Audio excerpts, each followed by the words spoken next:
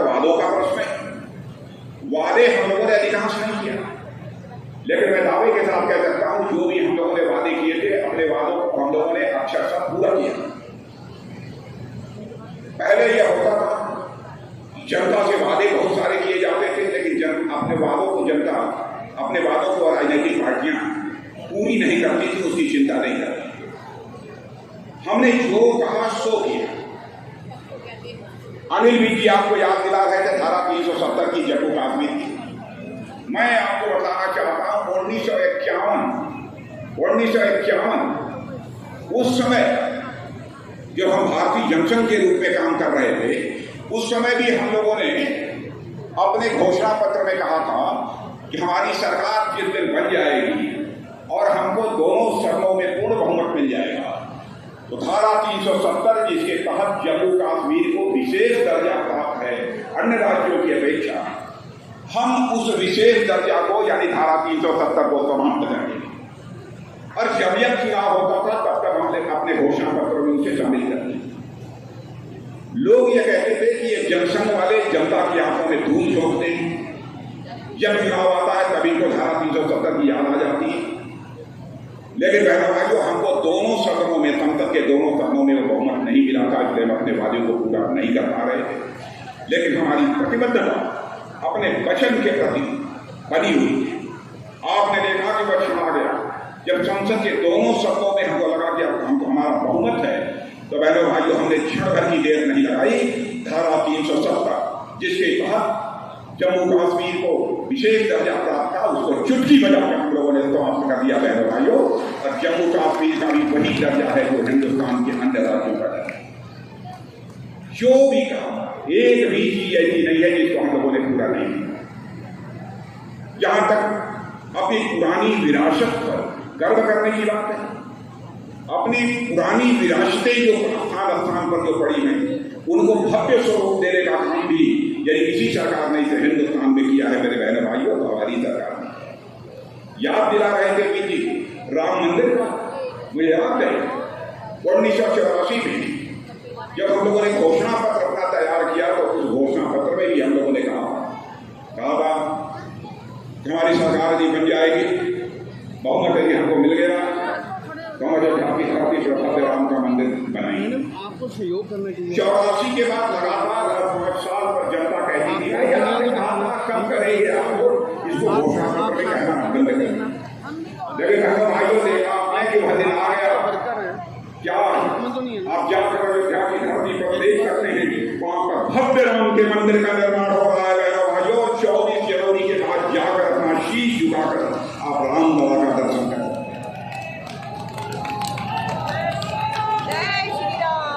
अपनी ऐसी प्राचीन स्मारक, प्राचीन मंदिर बहुत सारे जो कि हमारी सांस्कृतिक विरासत के प्रतीक हैं, उनको भव्य स्वरूप देने का काम भी हमारे प्रधानमंत्री ने किया है। आप चले जाइए महाकाल का मंदिर उज्जैन में, पहले का स्वरूप वहां का आपने देखा होगा, आज का स्वरूप आप जाकर वहां देख सकते हैं। आप चले जाइए बद्रीनाथ, केदारनाथ, ऐसे राजनीति पर जनता का विश्वास धीरे धीरे समाप्त होता जा रहा था और एक विश्वास का संकट भारत की राजनीति में पैदा हुआ। लेकिन भारत की राजनीति में पैदा हुई विश्वास के संकट को किसी राजनीतिक पार्टी ने चुनौती के रूप में स्वीकार किया मेरे बहनों भाइयों, तो केवल और केवल हमारी और आपकी पार्टी भारतीय जनता पार्टी ने चुनौती के रूप में स्वीकार किया। और मैं यकीन दिलाना चाहता हूँ कि हम जो कहेंगे हम वो करेंगे, चाहे उसके लिए हमको कितनी ही कीमत क्यों न चुकानी हो। भ्रष्टाचार की बात हम लोगों ने कही थी, हम लोगों ने यह दावा नहीं किया था हम आएंगे तो भ्रष्टाचार पूरी तरह से समाप्त हो जाएगा। भ्रष्टाचार पूरी तरह से समाप्त कर यह कोई सामान्य काम नहीं है। लेकिन मैं दावे के साथ कह सकता हूं कि सरकारी संस्थानों में पहले से भ्रष्टाचार को कम करने में इस आजाद भारत में किसी भी पार्टी की सरकार ने कामयाबी हासिल की है, हम लोगों की पार्टी की सरकार ने कामयाबी हासिल की। मैं याद दिलाना चाहता हूं कांग्रेस की सरकार थी 2014 के पहले 10 वर्षों तक, उसके पहले भी रही है आजादी हासिल होने के बाद भी। पहला आरोप चीज घोटाला का लगा, उसके बाद कई कोयला घोटाला, और कई इस प्रकार के घोटाले के इतने घोटालों का मैं आपको कई घोटालों का आरोपी सरकार के ऊपर लगा। इतना ही नहीं, उन घोटाले के आरोपों के कारण उन्हें जेल की हवा खानी पड़ी, मंत्रियों को जेल की हवा खानी पड़ी, फिर भी सरकारें चलती रही है। लेकिन आज 9 वर्ष गुजर जाने के बाद मैं दावे के साथ कह सकता हूं, एक व्यक्ति भी मूल्य उठाकर नहीं कह सकता हमारे मोदी जी की सरकार के दामन पर कोई भ्रष्टाचार की दाग लगी हुई हो बहनों भाइयों। और एक व्यक्ति भी यदि भ्रष्टाचार के आरोप में पाया गया तो उसका स्थान सरकार में नहीं होगा, बल्कि वह सरकार के बाहर होगा। यह संकल्प है हमारी पार्टी का। भ्रष्टाचार को समाप्त करने का, पूरी तरह से समाप्त करने का मैं कोई दावा नहीं करना चाहता, लेकिन हाँ, मैं आपको याद दिलाना चाहता हूं, राजीव गांधी जी भारत के प्रधानमंत्री, बड़ी ईमानदारी से राजीव गांधी जी ने बात ये कही, कहा हम क्या करें, हम लखनऊ से दिल्ली से हम 100 पैसा भेजते हैं, लेकिन लोगों के जेबों में बात उसके 85 पैसा पहुंच पाता है, 15 पैसा पहुंच पाता है, 85 पैसा ये भ्रष्टाचार की भेज चढ़ जाता है। यह कहकर उन्होंने अपनी लाचारी रखी भारत के प्रधानमंत्री। लेकिन आपने देखा कि प्रधानमंत्री बनने के बाद हमारे मोदी जी ने क्या करिश्माई कहा। सरकार 2014 में बनने के बाद जब पहली बैठक उन्होंने ली, उस बैठक में मेरे बहनों भाइयों, उनके साथ इस देश का गृह मंत्री होने के नाते मैं भी मौजूद। वह हर व्यक्ति का बैंक में खाता खोलने की बात लोग कर रहे थे सारे अधिकारियों से, हर व्यक्ति का बैंक में खाता खोलना चाहिए। मैंने उनसे पूछा कि ये बताइए, हर व्यक्ति का बैंकों में खाता खोलकर आप करेंगे? तो उन्होंने कहा कि राजनाथ जी देखिएगा, यह समय बताएगा कि जो मैं बैंकों में खाता खोल रहा हूं तो उसका करिश्मा क्या है। लेकिन बहनों भाइयों, वो बाद में मैंने देखा। आज यदि हमारे किसान भाइयों को प्रधानमंत्री किसान सम्मान निधि के अंतर्गत 2000 रुपये हर 4 महीने पर यदि प्राप्त होते हैं, तो मैं दावे के साथ कह सकता हूं 100 पैसा ही दिल्ली के बैंक से चलता है तो 100 का 100 पैसा आपके जेब में पहुंचता है। बहनों भाइयों, एक पैसा भी भ्रष्टाचार की पेंट नहीं चलेगा। हमारे खाते का मतलब यह है, भ्रष्टाचार को यदि हम दूर करना चाहते हैं कि भ्रष्टाचार भाषण देकर समाप्त नहीं किया जा सकता है। भ्रष्टाचार को यदि हमको समाप्त करना है तो हमको सिस्टम में बदलाव लाना पड़ेगा, तब जाकर हम भ्रष्टाचार पर अंकुश पा पाएंगे। और उस दृष्टि से भी मैं दावे के साथ कह सकता हूं कि हमारी सरकार ने बहुत ही प्रभावी काम किया है। मेरे बहनों, कोरोना का संकट था, मैं आपको याद दिलाना चाहता हूं। यहां भी प्रभावित रहे होंगे, इसमें बहुत सारे लोग कोरोना से प्रभावित हुए, नहीं कोरोना से, या कितने लोग प्रभावित है, जरा हाथ उठाइए। तो कोरोना से कितने लोग प्रभावित हुए? इधर के लोग, वो भी कोरोना, काफी लोग प्रभावित। मेरे बहनों, आपको जानकर आश्चर्य होगा कि उस समय कोरोना का जो वैक्सीन होती थी, टीका, वो भारत में नहीं बनता। यह हुआ कि क्या किया है? तो उस समय हमारे प्रधानमंत्री ने हैदराबाद जाकर हमारे वैज्ञानिकों का मनोबल ऊंचा किया और यह कहा कि नहीं, आप लोग संकल्प लीजिए और इस कोरोना के टीके का निर्माण भारत में ही होना चाहिए। और बहनों भाइयों, कोरोना वैक्सीन का निर्माण भारत में हमारे वैज्ञानिकों ने प्रारंभ किया। इसके घर में नल न पहुंचा हो और नल के माध्यम से जल ना आ, कोई है तो हाथ उठाइए। कोई नहीं। अब ये समझने की कोशिश करिए कि ऐसा प्रधानमंत्री ने क्यों किया।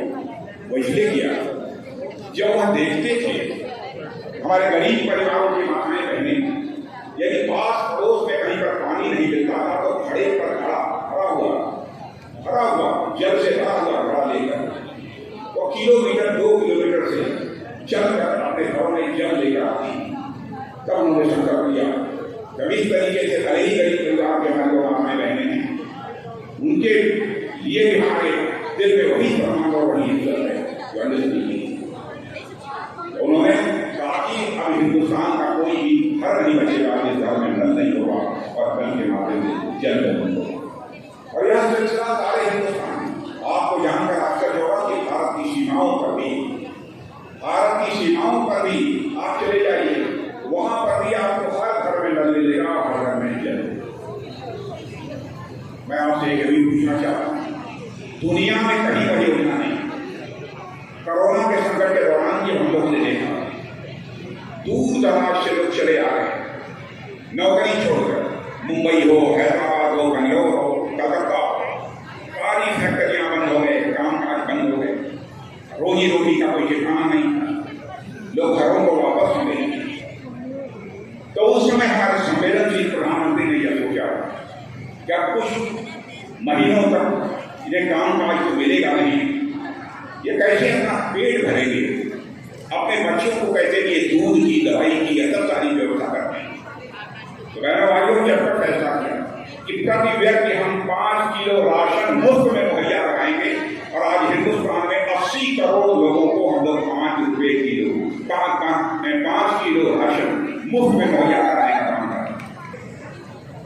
आप बताइए नफरत की बाजार है कहीं? यहाँ आवाज लेकर बताइए नफरत की बाजार है कि नहीं? हाथ आते जाए तब तो हम उनकी मोहब्बत की दुकान नहीं लगने पाएगी। क्या मोहब्बत यदि किसी के दिल में है तो उन्हीं के दिल में, और हिंदुस्तान में और किसी के दिल में नहीं। कहाँ न क्या हमारे प्रधानमंत्री ने शौचालय बनाते हुए देखा कि कौन हिंदू है, कौन मुसलमान है, कौन ईसाई है? क्या यह देखा कि कौन किस जात का है, कौन किस पंथ का है? क्या किसी के साथ कोई भेदभाव किया? किसानों को प्रधानमंत्री किसान सम्मान निधि के अंतर्गत सहायता देते समय क्या यह देखा कि कौन किस जाति का है, कौन किस पंथ का है, कौन किस मजहब का? लेकिन आवश्यक देश की जनता को गुमराह करने के लिए अनाप शनाप की इस प्रकार की बातें हताशा ने आकर में उन लोगों के द्वारा पहले भाइयों बोली जाती है। इसलिए आपको फैसला है। अभी हमारे बीच जी कर रहे थे, हमारे प्रधानमंत्री की भारत में प्रतिष्ठा बढ़ी है। प्रधानमंत्री की प्रतिष्ठा तो बढ़ी है, वो इसलिए बढ़ी है पहले भाइयों क्योंकि भारत की प्रतिष्ठा को बढ़ाने का काम हमारे प्रधानमंत्री ने किया है। भारत की प्रतिष्ठा को अंतर्राष्ट्रीय जगत में हमारे प्रधानमंत्री ने बढ़ाया है। वो ये छोटी बात नहीं है। जो दुनिया के बड़े बड़े दिग्गज देशों के लोग भी हमारे प्रधानमंत्री की प्रति का सम्मान व्यक्त कर रहे हैं। ये कोई छोटी बात नहीं है। इसलिए मेरे बहनों भाइयों, मैं आप सबसे निवेदन करना चाहूंगा कि आप सबका पूरा समर्थन हमारी भारतीय जनता पार्टी को प्राप्त होना चाहिए। खाद पर भी मैं दावे के साथ कह सकता हूं, कभी हमारी कैबिनेट ने फैसला किया जितनी सब्सिडी हम लोग दे रहे हैं उतनी सब्सिडी शायद दूसरी सरकार बढ़ी तो खाद पर उतनी सब्सिडी देने की हिम्मत नहीं करता, लेकिन हम लोग अपनी सब्सिडी देने मुहैया कराने का भी काम कर रहे हैं। मिनिमम सपोर्ट प्राइस इस हरियाणा में मुझे बताया गया कि 14% की दी जा रही है, 14% की।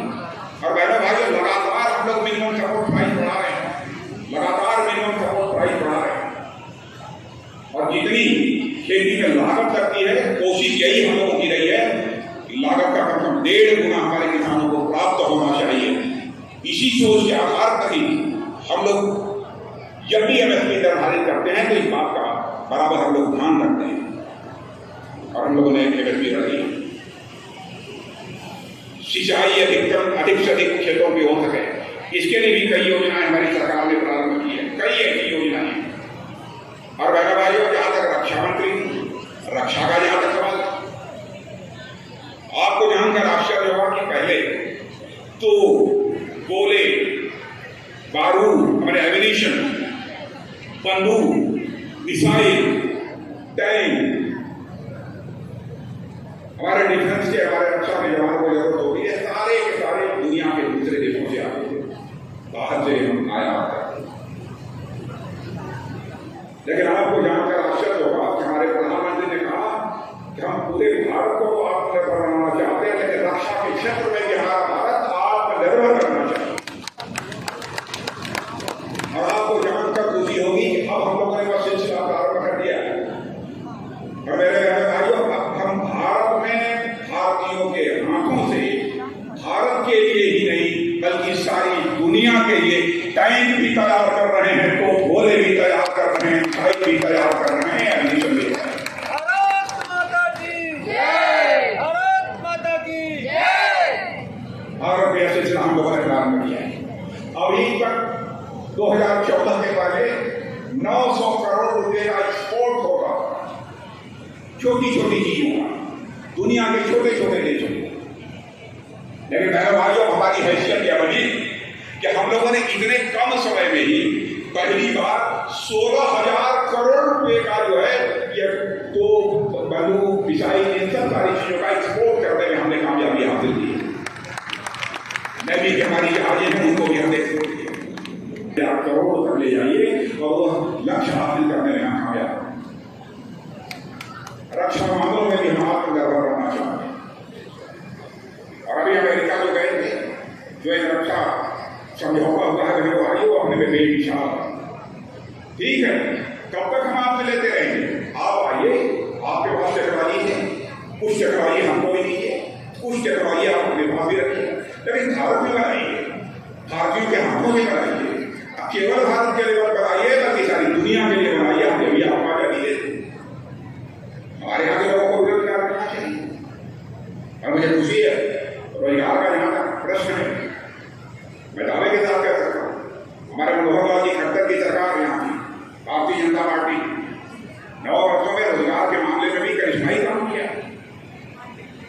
लोग ये कहते हैं साहब, इसके पहले 15 वर्षों में जितने नौजवानों को रोजगार नहीं मिले, उससे अधिक 9 वर्षों के अंदर, 8.5-9 वर्षों के अंदर इस हरियाणा की सरकार ने नौजवानों को रोजगार मुहैया कराया। लेकिन क्या यदि आपको रोजगार मिला है तो आपको एक भी पैसा खर्च करना पड़ा? एक भी पैसा खर्चा करना पड़ा? दूसरी सरकारों में, इस सरकारों में सबसे बड़ा अंतर मेरे घर में हुई अपना